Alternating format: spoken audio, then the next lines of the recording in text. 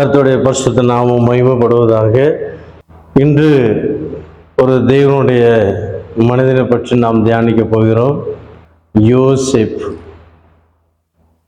இந்த கருமையான தேவனுடைய பிள்ளைய, அந்த யோசேப்பை பற்றி கேள்விப்படாதவர்கள் கிறிஸ்தவ ஜனங்கள் மத்தியில யாருமே இருக்க மாட்டார்கள்.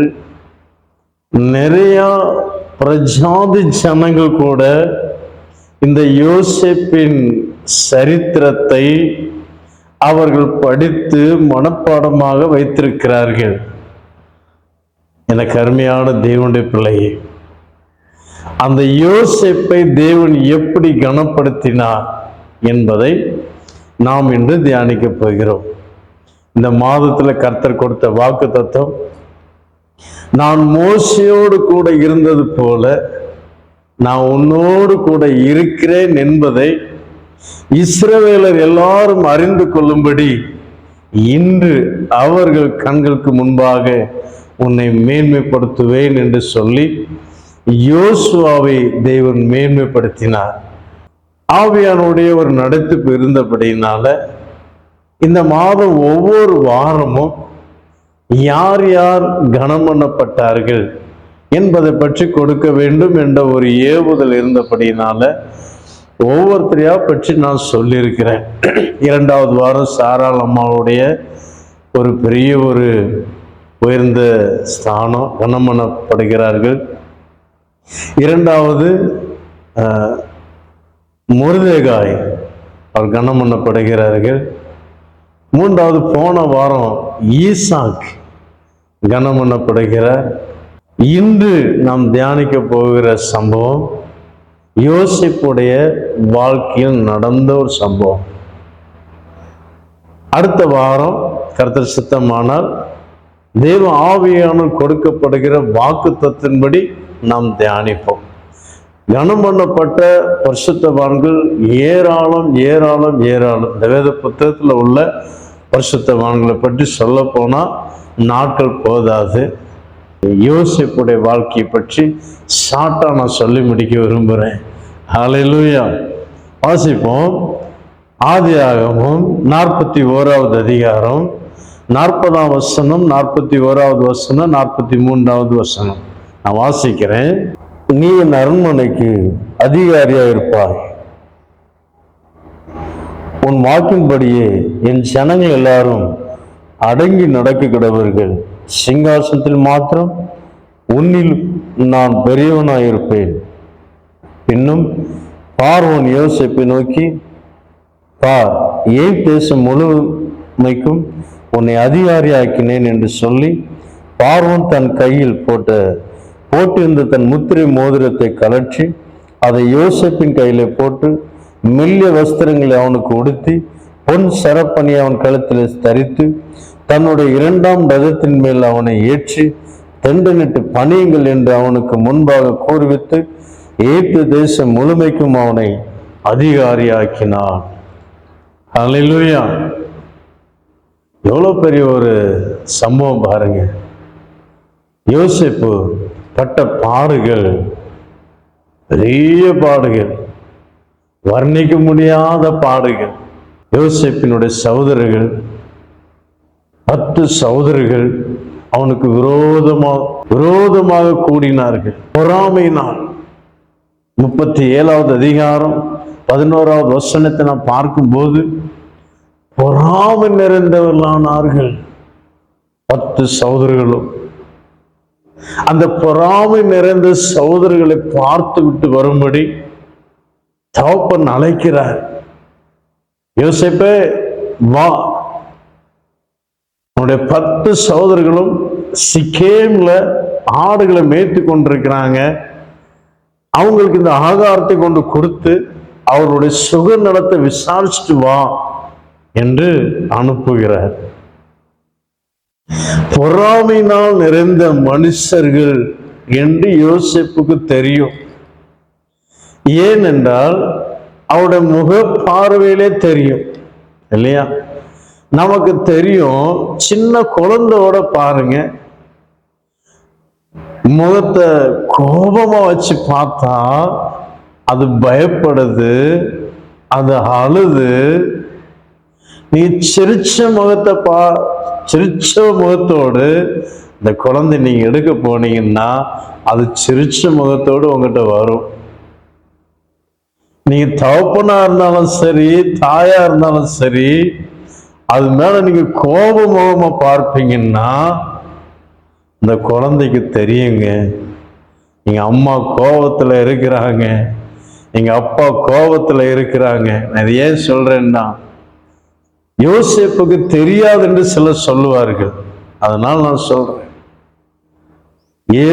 ஆதியாகமம் 37வது அதிகாரம் நீங்க ஃபுல்லா படிச்சு பார்த்தீங்கன்னா, யோசேப்பு தன்னுடைய சொப்பனத்தை எல்லாவற்றையும் தன்னுடைய தகப்பனிடம் சொல்லுவார். சொல்லும்போது தன்னுடைய சகோதரர்கள் எல்லாரும் கேட்பார்கள். அதில் 10 சகோதரர்கள் மாத்திரம் அவன் மேல் பொறாமையாய் பார்ப்பார்கள். இவன் சொப்பனம் நடக்குமா, நடந்துதான் விடுமா, நாம் எல்லாரும் இவனுடைய காலில் போய் விழுவோமா என்று அவர்கள் சொல்லுவார்கள். எனக்கு அருமையான தேவனுடைய பிள்ளை, அவருடைய இருதயத்தின் உள்ள வார்த்தை அவங்களுடைய முகத்திலே தெரியும். யோசேப்புக்கு தெரியாதா? தெரியும். தெரிந்த பிறகு அப்பா சொல்றார், நான் கீழ்ப்படிஞ்சு போக வேண்டும் என்று அவர் கீழ்ப்படிஞ்சு போகிறார். எனக்கு அருமையான தேவனுடைய பிள்ளை, ஒருவேளை ஆவிக்குரிய தகப்பனாருக்கு நீங்க கீழ்ப்படுகிறீங்களா? சோதனைகள் போராட்டத்தின் மத்தியிலும் உங்களை தான் அதிகமா நோட் பண்ணி அதை செய் இதை செஞ்சு சொல்றாங்களா? கீழ்ப்படிஞ்சு பாருங்க. நீ அங்க போய் ஊழியம் செய், நீ இங்க போய் ஊழியம் செய் என்று சொன்னா தைரியமா செய்யுங்க. நடத்திப்புக்காரர் சொன்னாங்கன்னா நீங்க செய்து பாருங்க. அவங்க போட்டினாலோ பொறாமைனாலோ என்னமோ சொல்லட்டும், யாருடைய பேச்சும் கேட்டு சொல்லட்டும், ஆனா அவர்களுடைய வார்த்தைக்கு நீங்க கீழ்ப்படிஞ்சு செய்யும் போது அதுக்கேற்ற பிரதிபலன் உங்களுக்கு உண்டு. யோசேப்பு தன்னுடைய தகப்பனுடைய வார்த்தைக்கு அப்படியே கீழ்ப்படிந்தார். நடத்திப்புக்காரர் மாத்திரம் அல்ல, பெற்றோருக்கும் கீழ்ப்படியணும். கீழ்ப்படிதல் மிக மிக அவசியம். கர்த்தருடைய வார்த்தை கீழ்ப்படியணும், மனைவியான புருஷனுக்கு கீழ்ப்படியணும், பிள்ளைகள் பெற்றோர் கீழ்ப்படியணும், பிள்ளைகள் டீச்சர்ஸ்க்கு கீழ்ப்படியணும், பெரியவர்களுக்கு கீழ்ப்படியணும். இல்லையா? கீழ்ப்படுதல் பற்றி பைபிள் நன்றாக சொல்லப்பட்டிருக்கு. கீழ்ப்படுதல் ஒரு ஆவி நமக்குள் இருக்குமானால் நிச்சயமாகவே கணம் நம்மை தேடி வரும். இங்க ஒரு ஸ்கூல் இருக்கு, கவர்மெண்ட் ஸ்கூல். அதுல யாருடைய ஒரு வார்த்தை பழமொழி மாதிரி எழுதப்பட்டிருக்குதுங்க. இந்த பழமொழி நான் முடிஞ்ச போட்டோ எடுத்து நான் உங்களுக்கு அதில் ஸ்கிரீன் அதில் போடுறேன். நல்ல அருமையான வார்த்தை, சரி சொல்ல தெரியல. அது முக்கியமான ஒரு வார்த்தை என்னன்னா, நீ கீழ்ப்படிந்து பாரு, பதவிகள் உன்னை தேடி வரும். கீழ்ப்படிய கற்றுக்கொண்டா போதும், பதவிகள் தேடி வரும். இந்த ஸ்கூல் உள்ள போற அந்த வாசல்ல போட்டிருக்கு, அது உண்மை. உங்களோட வயதுல மூத்தவர்களுக்கு நீ கீழ்ப்படிந்து பாருங்க. உங்களுக்கு கஷ்டமா இருக்கும், வேதனையா இருக்கும், போராட்டமா இருக்கும். நீங்க ஒண்ணு செய்யணும்னு போவீங்க, ஆனா அவர்களோடு செய்ய சொல்லுவார்கள். அதை செய்யும் போதுதான் உங்களுக்கு ஆசீர்வாதம். எத்தனையோ சாட்சிகளை கேட்டிருக்கிறோம். நான் இந்த படிப்பு படிக்கலாம்னு நினைச்சேன், ஆனா எங்க அம்மா இதை தான் படிக்கணும்னு சொன்னாங்க. எங்க அம்மா இதை படிக்கணும்னு சொன்னதுனால நான் இன்று நல்லா இருக்கிறேன். எங்க அம்மாவுடைய வார்த்தை கீழ்ப்படிஞ்சு நான் படிச்ச இந்த டாபிக் எடுத்து படிச்சதுனால நான் நல்லா இருக்கிறேன் சொல்றவங்க எத்தனையோ பிள்ளைங்க உண்டு. எனக்கு அருமையான தேவனுடைய பிள்ளை, உங்களுடைய இஷ்டத்தை உடைச்சி கர்த்தருடைய சித்தம் செய்கிறதுன்னா அதுதான். எனக்கு அருமையான தேவனுடைய பிள்ளை, யோசிப்பு அதுதான் செய்கிறார். தன்னுடைய சகோதரர்கள் பொறாமையினால் பார்க்கிறார்கள், ஏதாவது செய்வார்னு தெரியும். ஆனாலும் தன்னுடைய தகப்பன் சொல்லிவிட்டார் போக வேண்டும். போகிறார். போனது என்ன சொல்றாங்க, தூரத்துல வருகிறார். சீக்கிரம்ல போய் பார்க்கிறார், சீக்கிரம்ல இல்ல. தகப்பன் வந்து சொல்லிடலாம், அப்பா நான் சிக்கேம் வர போனேன், அங்க யாருமே இல்லை, நான் வந்துட்டேன். ஆனாலும் யோசேப்புக்கு அப்பாவுடைய வார்த்தைக்கு பூரணமா கீழ்ப்படியணும். எனக்கு அருமையான தேவனுடைய பிள்ளை பாருங்க, நாட்கள்ல சில பிள்ளைகளுக்கு இந்த பக்கத்து கடையில ஏதாவது வாங்கிட்டு வாங்கன்னு சொல்லி அனுப்பி விட்டாங்கன்னா என்ன செய்வாங்க, அந்த பொருள் இல்லைன்னா அப்படியே வந்துருவாங்க. இந்த பொருள் இல்லைன்னா அப்படியே வந்துருவாங்க. ஆனா சில பிள்ளைங்க, கீழ்ப்படுகிற பிள்ளைங்க என்ன செய்யுங்க, இந்த கடையில் இல்லைன்னா வேற கடையில போய் தேடி அலைஞ்சி வாங்கிட்டு வரும். எனக்கு அருமையான தேவனுடைய பிள்ளை, அதுதான் பூரணமான கீழ்ப்படுதல். அதே போலதான் யோசேப்பு, அப்பா சொன்னாங்களே எப்படியாவது போகணுமே என்று சொல்லி போய் தேடுகிறார். பார்க்கும்போது அங்கே சீக்கியம்ல சகோதரர்கள் இல்லை, வேறு ஆட்கள் இருக்கிறார்கள். விசாரிக்கிறார், என்னுடைய சகோதரர்கள் இங்க வந்திருக்கிறார்களா என்று விசாரிக்கும் போது, உன்னுடைய சகோதரர்கள் தோத்தானுக்கு போவோம் என்று சொன்னார்கள், நாங்கள் கேட்டோம், ஆனால் அங்குதான் போயிருக்காங்கன்னு எனக்கு தெரியாது, ஏதோ கன்ஃபியூஸா சொல்றாங்க, அவ்வளவுதான். எனக்கு அருமையான தேவனுடைய பிள்ளை, அந்த வார்த்தை கேட்டு கூட அங்க போய் பார்க்கிற, தூரத்தில் வருகிறத பார்த்து தன்னுடைய 10 சகோதரிகளும், சொப்பனக்காரன் வருகிறான் பார், இப்பொழுது அவனுடைய வஸ்திரத்தை உரிந்து அவனை குழியில் போட்டு விடுவோம், அவனுடைய சொப்பனம் எப்படி முடிகிறது என்று பார்ப்போம். எனக்கு அருமையான தேவனுடைய பிள்ளை, எவ்வளோ ஒரு பெரிய ஒரு சதி திட்டங்கள் செய்கிறார், எப்படி இவனுடைய சொப்பனம் நிறைவேறும் என்று பார்ப்போம். எனக்கு அருமையான தேவனுடைய பிள்ளை, அவர் குழியில் போடுகிறார்கள், விற்று போடுகிறார்கள். விற்று போட்ட இடத்துல பொய்யாய் குற்றம் சாட்டப்பட்டு சிறைச்சாலைக்கு போகிற பயங்கர பாடுகள். ஆனா அவருடைய சகோதரர்கள் நினைத்தார்கள், இவனுடைய சொப்பனம் இதோடு முடிந்தது என்று நினைத்தார்கள். எனக்கு அருமையான தேவனுடைய பிள்ளை, தேவன் ஒரு மனுஷனை கொண்டு என்ன செய்ய வேண்டும் என்று திட்டம் பண்ணியிருக்கிறாரோ அதை அவர் செய்தே முடிப்பார். எவ்வளவு வேணும் சந்தேகமே இல்லை. அவர் ஒரு மனுஷனை கொண்டு செய்ய வேண்டும் என்று அவர் நினைத்தாரானால் அவர் செய்து முடிப்பார். கவலைப்படாதீங்க, இந்த மனுஷன் என்னை நாளுக்கு நாள் ஒடுக்கிறார், இந்த மனுஷன் நாளுக்கு நாள் என்னை நெருக்கிறார், ஐயோ என்னுடைய தரிசனம் வேற அல்லவா, எனக்கு கொடுக்கப்பட்ட தரிசனம் வேற அல்லவா, இந்த தரிசனத்தை நிறைவேற்ற முடியவில்லையே.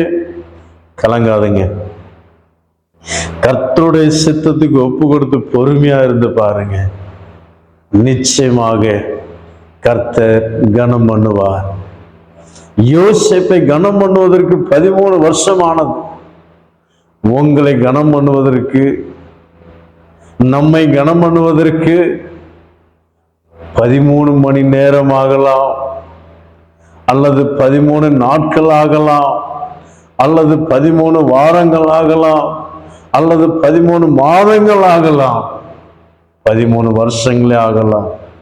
ஆனால் நிச்சயமாக கர்த்தர் செய்வார், சீக்கிரமாக செய்வார், இந்த வாரம் முடிவதற்குள்ளாக செய்வார். யார் உங்களை ஒடுக்கிறார்களோ, தன்னுடைய சகோதரர்களே ஒடுக்கினார்கள், அதே போல் இந்நாட்கள் கிறிஸ்தவ சகோதரர்களே ஒருத்தரை ஒருத்தர் ஒடுக்க பார்க்கிறார்கள், ஒருத்தரை ஒருத்தர் விழுங்க பார்க்கிறார்கள், ஒருத்தரை ஒருத்தரை அவர் நல்லா இருக்கக்கூடாது, எப்படியாவது அவனை கால் கீழே மடங்கி கிடக்க வைக்கணும் என்று எண்ணத்தோடு பார்க்கிற ஒவ்வொருத்தருக்கு முன்பாகவும் கர்த்தர் உங்களை மேன்மைப்படுத்துவார். எனக்கு அருமையான தேவனுடைய பிள்ளை, இந்நாட்கள்ல நிறைய ஜனங்க, தெரியாத ஜனங்க நம்மளை ஏமாத்த மாட்டாங்க, ஆனா தெரிஞ்ச ஜனங்க நம்மளை ஏமாத்துவாங்க. நிறைய இடங்களில் நடக்கிற சம்பவத்தை நான் சொல்றேன். பல வருஷங்களுக்கு முன்பதாக பாம்பேல ஒரு சகோதரன் வேலைக்காக போயிருக்கிறேன். அவர் நல்லா ஹிந்தி படிச்சு நிறைய வேலைகள்லாம் கற்றுக்கிட்டு மறுபடியும் அவர் ஒரு கான்ட்ராக்ட் வேலை மாதிரி வேலையாட்களை கொண்டு சேர்க்கிறது, கொடுக்கறது, கமிஷன் வாங்குறது, அந்த மாதிரி. இப்போ ஊர்ல இருந்து ஒரு 2 பேரை கூட்டு வந்திருக்கிறேன். அங்கே சேர்க்க வேண்டியதை சேர்த்து அங்கிருந்து கமிஷன் வாங்கிட்டேன். மறுபடி அது எப்படின்னா அவருடைய கரத்துல அவர் ஒரு அந்த கம்பெனியில் அவர் ஒரு கான்ட்ராக்ட் மாதிரி, அந்த மாதிரி இந்த வேலை செய்கிற சம்பளமும் எல்லா சம்பளம் இவருக்கு தான் வரும். இவர் யாரை கொண்டு சேர்த்து விடுறாரோ அவங்களுக்கு சம்பளம் இவங்ககிட்ட தான் வரும், இவங்க தான் பிரிச்சு கொடுக்கணும், அந்த மாதிரி. அப்போ ஒரு நாளைக்கு அப்போ 90-91 அந்த நாட்கள் நடந்த சம்பவம். அப்போ ஒரு நாளைக்கு 100 ரூபாய்க்கு சம்பாதிச்சாங்கன்னா அவர் கொடுப்பாரு 50 ரூபாய் எடுத்துட்டு கமிஷன் ஒரு நாள் லேபருக்கு எடுத்து கொண்டு வந்து கொடுத்த அந்த லேபர் அந்த கமிஷன் வாங்கிட்டார். மறுபடியும் ஒவ்வொரு நாளும் சம்பாதிக்கிறதுலையும் கமிஷன் எடுத்துருவார். ஏன்னா அவனுக்கு ஹிந்தி தெரியாது, கேட்க முடியாது. இப்போ கொண்டு வர ஒவ்வொருத்தரையும் அப்படியே அப்படியே ஏமாத்தி ஏமாத்தி ஏமாத்தி ஏமாத்தி ஒவ்வொரு நாளும் சம்பாதிக்கிற பாதி பணத்தை ஒரு எடுத்துதான் மீதி கொடுக்கிறார். எனக்கு அருமையான தேவனுடைய பிள்ளை, அவங்க ஹிந்தி படிச்ச பிறகு மற்றோட கேட்பாங்க, இவ்வளோ வரும், இவ்வளோ வருவாங்க, உங்களுக்கு இவ்வளோதான் தராங்களா? ஏன்னா அதை அவர்கிட்ட கேட்கும்போது சண்டை போட்டு விரட்டி அனுப்பிடுவார், வெளியில் போய் வேலை செஞ்சுக்க. அவங்க வேற கம்பெனியில் வேலை செய்வாங்க. அந்த மாதிரி ஹிந்தி படிக்க வரைக்கும் அவங்ககிட்ட அப்படியே வச்சிருப்பார். சம்பளத்தெல்லாம் ஒரே சுருட்டிட்டு இருப்பார், பாதி சம்பளம். அவங்க கஷ்டப்பட்டு வேலை செய்வாங்க. எனக்கு அருமையான தேவனுடைய பிள்ளை, கூட்டி கொண்டு வந்து நான் உனக்கு வேலை கற்றுத்தாரேன், வேலை தாரேன் என்று சொல்லி தம்முடைய சொந்த ஜனங்களை, தம்முடைய ஊர்க்காரர்களை அப்படி ஏமாத்தி ஏமாத்தி பிழைச்சவர்கள் அவர்கள் வாழ்ந்தது அல்ல, சுகமா இருந்தது அல்ல. கேள்விப்பட்ட அவருடைய பிள்ளைகள் எங்கெங்க இருக்கிறாங்களோ தெரியாது. ஆனா அவர் இப்போ, நான் வாயில சொல்லக்கூடாது, எப்படியோ ஜாக்கிரதையா இருங்க, யாரையும் ஏமாத்தாங்க, தெரிந்தவர்களை ஏமாத்தாங்க, தெரிஞ்சவங்களை ஏமாத்தாங்க, தெரியாதவங்களை ஏமாத்தாங்க. எனக்கு அருமையான தேவனுடைய பிள்ளை, எந்த மனுஷனையும் ஏமாத்தக்கூடாது. ஒவ்வொரு மனுஷனுக்காக தேவன் தம்முடைய ரத்தத்தை சிந்திருக்கிறார். புரிந்து கொள்ளுங்க.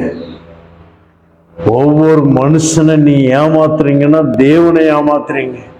உங்களை நீங்களே உங்க மேல நீங்க மண்ணள்ளி போடுறீங்க, உங்க பிள்ளைகள் மேல மண்ணள்ளி போடுறீங்க, உங்க மனைவி மேல பல்லள்ளி போடுறீங்க. தயவுசெய்து எந்த மனுஷனுக்கு இவங்களுக்கு ஒன்றும் தெரியாது, நம்ம ஏமாத்திடலாம். ஒரு பைசா ஏமாத்தினாலும் பல லட்ச ரூபா கர்த்தர் பிடுங்கி எடுப்பார், கடவுளை பிடுங்கி எடுப்பார். உன் கையில ஒன்றும் வராது, நீ நல்லாவே இருக்க முடியாது. ஜாக்கிரதையா இருங்க. எனக்கு அருமையான தேவனுடைய பிள்ளை, அவன் வளரக்கூடாது, அவன் மேன்மை அடையக்கூடாது என்று என்னாதுங்க, நல்லா இருக்கட்டும் பாருங்க. இப்போ நீங்க நல்லா இருப்பீங்க, உங்க பிள்ளைங்க நல்லா இருக்கும். அப்படி நினைச்சாதான் உங்க குடும்பம் நல்லா இருக்கும். எனக்கு அருமையான தேவனுடைய பிள்ளை, தயவு செய்து இந்த யோசிப்பின் சகோதரிகளை போல பொறாமப்படாதீங்க, பொறாமப்படாதீங்க. அவனுக்கு இவ்வளவு சம்பளம் கொடுக்கணுமா, நான் அவனை கொண்டு வந்திருக்கிறேன், அவன் இப்படி நல்லா இருக்கலாமா, என்னை விட மேல வந்துடலாமா? தயவு செய்து பொறாமப்படாதீங்க. கர்த்தர் ஒரு மனுஷனை உயர்த்து நினைச்சாருன்னா ஒரு செகண்ட் போதுங்க. நீங்க தேவையில்லை, நீங்க அவசியம் இல்லை. கருமையான தேவனுடைய பிள்ளை, எந்த மனுஷனுக்கு முடிஞ்ச உதவி செய்யுங்க. நம்பிக்கை துரோகம் பண்ணாதீங்க. நிறைய பேருடைய கண்ணீர்கள் உங்க குடும்பத்துக்கு சாபமா மாறும், பிள்ளைகளுக்கு சாபமா மாறும். அதை சேர்த்து வைக்காதீங்க. தயவு செய்து கிறிஸ்துவை ஏற்றுக்கொண்டவர்களானாலும் சரி, கிறிஸ்துவை ஏற்றுக்கொள்ளாதவர்களானாலும் சரி, ஒரு மனுஷன் மீது அன்பு செலுத்த முடிஞ்ச அன்பு செலுத்துங்க. அதுதான் கடவுளுடைய இரக்கம் உங்க மீது இருக்குன்னு அர்த்தம். அன்பு செலுத்த முடியலையா, அந்த மனுஷனை விட்டு விலகிருங்க. ஏமாத்த பார்க்காதீங்க. அவனை முழுமையா விழுங்கிடணும்னு நினைக்காதீங்க. ஆண்டவர் ஒருபோதும் அனுமதிக்க மாட்டார். கர்த்தர் உங்களை விழுங்கி போடுவார். ஜாக்கிரதை. எனக்கு அருமையான தேவனுடைய பிள்ளை, யோசேப்பை இப்படிதான் அவனுடைய சகோதரர்கள் அழித்து போடணும், ஒன்றுமில்லாம போடணும், அவனுடைய தரிசனம் சொப்பனம் நடக்கூடாதுன்னு நினைத்திருந்தாங்க. ஆனா 13 வருஷம் கழிச்சு தேவன் அவரை உயர்த்தினார். அவனுடைய சகோதரர்கள் அவனுடைய காலில் வந்து விழுந்தார்கள். எப்படி அவர் சொப்பனம் பார்த்தாரோ அதே போல நடந்தது. அந்த கருமையான தேவனுடைய பிள்ளை, நிச்சயமா நடக்கும். பொறுமையா இருந்து பாருங்க. யாரும் நம்மளை ஏமாத்தட்டும், நமக்கு ஒன்றுமே தெரியல, இவனை ஏமாத்திடலாம் நினைக்கிறாங்களா, ஏமாத்தட்டும், விட்டு கொடுங்க. விட்டு கொடுக்கிறவங்க ஒருபோதும் கெட்டு போக மாட்டாங்க. நான் போன வாரம் தியானிச்சேன் இல்லையா, விட்டு கொடுக்கிறவர்கள் ஒருபோதும் கெட்டு போக மாட்டாங்க. ஆனா கெட்டு போகிறவன் அவன் விட்டு கொடுக்கவே மாட்டான். கர்த்தருடைய சித்தம் நிச்சயமா நிறைவேறும். அவர் நம்மை கனம் பண்ண வேண்டும் என்று நினைத்தார். ஆனால் ஒருபோது சகோதராலும் முடியாது, போத்திபாராலும் முடியாது, அவனுடைய மனைவியாலும் முடியாது, தடை செய்ய முடியாது. எனக்கு அருமையான தேவனுடைய பிள்ளை, கர்த்தர் சடான்னு உயர்த்துவாருங்க, நம்மை ஆசீர்வதிப்பார். ஒருவேளை நெருக்கத்தின் பாதையில் போய்கொண்டிருக்கலாம், நிச்சயமாக கர்த்தர் நம்மை கனப்படுத்துவார், மேன்மைப்படுத்துவார், ஆசீர்வதிப்பார். யோசேப்பை கனப்படுத்தின தேவன் நம்மையும் கனப்படுத்துவார், ஆசீர்வதிப்பார். கண்களை மூடுவோம், ஜெபிப்போம். சர்வவல்லமையுள்ள பிதாவே, நன்றியோடு ஸ்தோத்திரிக்கிறோம். நீ நல்லவர், நேற்று வேண்டும் மாறாதவரையா. யோசேப்பை கனப்படுத்தின தேவன் இன்று எங்களையும் கனப்படுத்துவீர் என்று நாங்கள் விசுவாசிக்கிறோம். அப்பா, யோசேப்பு செய்தது போல நாங்களும் கீழ்ப்படுதல் உள்ளவர்களாக உம்முடைய வார்த்தைக்கு, உம்முடைய வசனத்துக்கு, பெற்றோருக்கு, பெரியவர்களுக்கு, புருஷன்மார்களுக்கு, அப்பா நடத்திப்புகாரர்களுக்கு கீழ்ப்படுகிறவர்களாக காணப்பட்டு உம்முடைய சித்தத்தை பூரணமா செய்து பாடுகளை சந்தோஷமா அனுபவித்து அப்பா பொறுமையோடு இருந்து நீர் எங்களை கனப்படுத்தும் வரைக்கும் உம்முடைய கரத்துக்குள் நாங்கள் அடங்கி இருக்கத்தக்கதாக எங்களுக்கு கிருபைதாங்கப்பா, கிருபைதாக.